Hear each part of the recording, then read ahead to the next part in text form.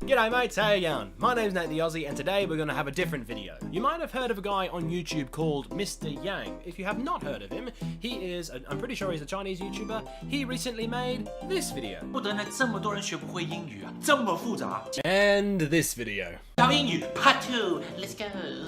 It's a hilarious video. I highly recommend checking it out. It's in the description below. Definitely check out that video and his channel. He's a really funny guy. Highly recommend it.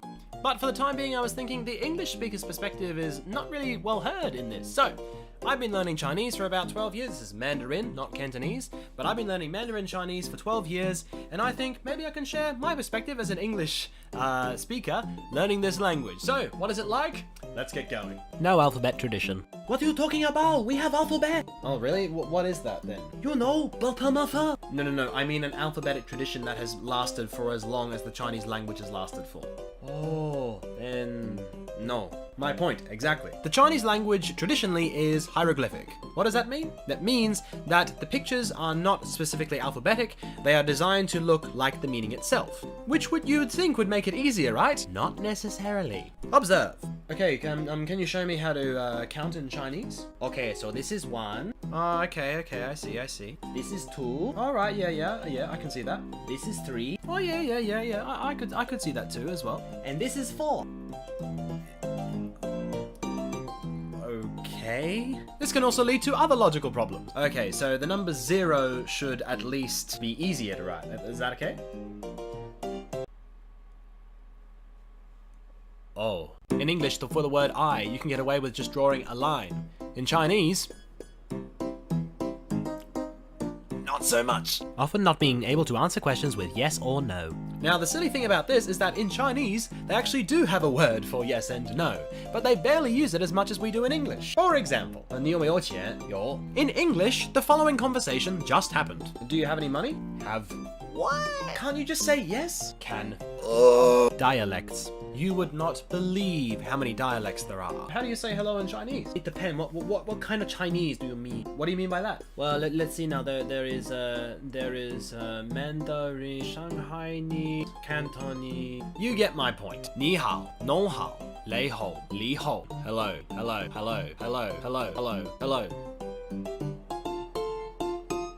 Sounds easier to me. Making emphasis itself into a word. The Chinese language literally has a word for emphasis. It is literally ah. You imagine that kind of thing in English? Oh, I'm so bored, Yeah, you want to go and have a break, What the hell? You'd start thinking that both their names were because they kept addressing the other person as I am emphasizing all my voice, and I am not using the word at the end. It is clearly possible. Why do you need to emphasize things? Why? That's what your voice is for. Lucky and unlucky numbers. Now, don't get me wrong. In English, we technically, traditionally do have good and slightly bad numbers and those kinds of things, but we don't let it affect us how we build our hospitals and hotels. Levels 1, 2, 3, 4, 5, 6, and 7. Levels 1, 2, 3, 5, 6, 7. Now, no. The Chinese do have a word for four, but four, 四,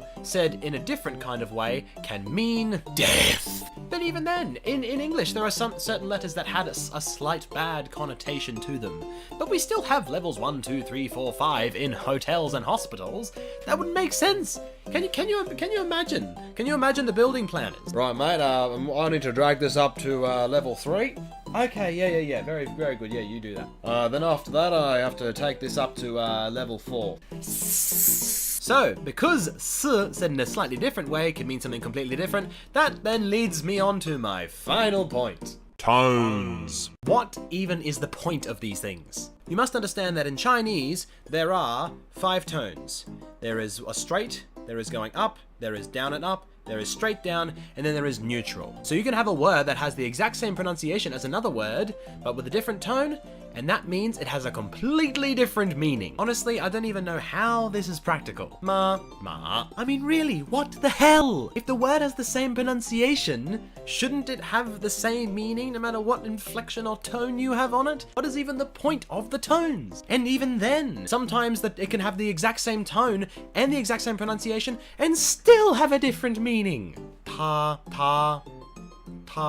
I mean, really, what the hell? What is the point of tones? Please tell me. I am dying to know. Cheers, mates. Thanks heaps for watching. I know this seemed like I was taking it a bit too seriously, but hey, this is all done in fun. These are areas I have found to be very difficult with Chinese, and this is me being brutally honest with them. But at the same time, it is all in good humor. I respect Chinese as a language. I still enjoy learning it as a language.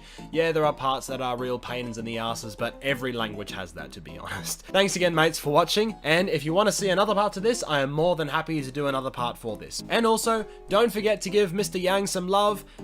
Check out his channel in the description below, and those 2 videos I also mentioned. He's a hilarious guy. Definitely give him some love. I will see you, mates, in the next video.